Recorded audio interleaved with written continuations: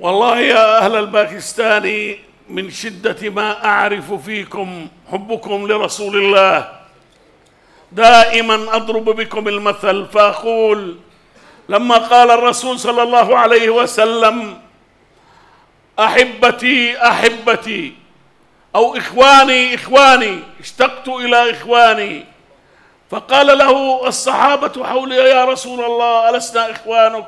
قال: بل أنتم أصحابي، ولكن إخواني قوما يأتون من بعدي لم يروني، ويتمنى الواحد بهم لو أنه بماله وأهله مقابل أن يراني.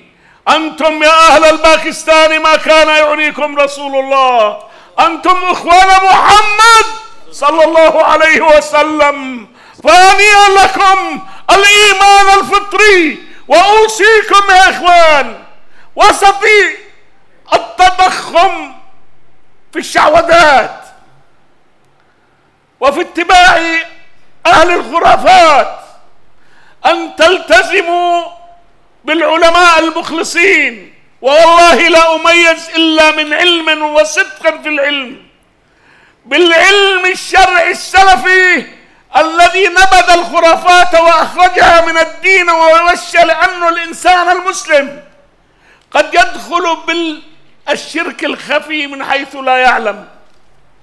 وعليكم باتباع العلماء حتى لا تتوهوا، أن تتبعوا العلماء. ولا أجد علماء أصلح من علماء السلف، ولا أجد أكثر من جمعية أهل الحديث ملتزمة بهذا العلم. ولذلك يا إخوان الرسول صلى الله عليه وسلم يقول: من مات دون بيعة مات ميتة الجاهلية.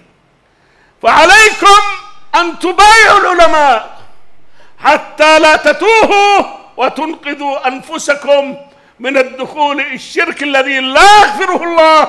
إن الله لا يغفر أن لا يشرك به ويغفر ما دون ذلك لمن يشاء.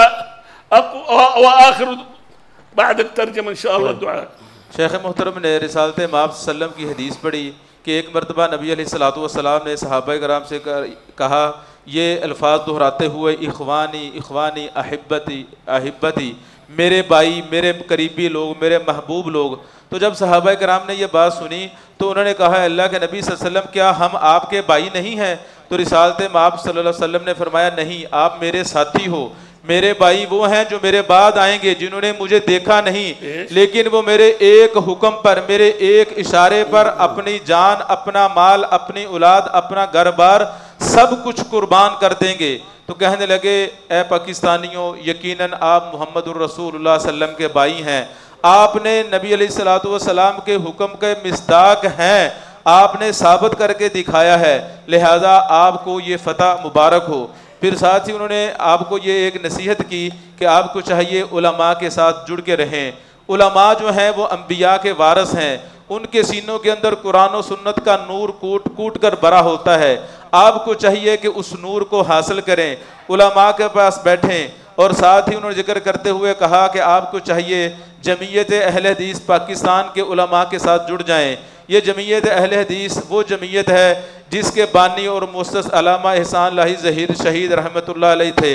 ये मुजाहिदों की जमात है, ये गाजियों की जमात है, या इस्लाम के सपूतों की जमात है।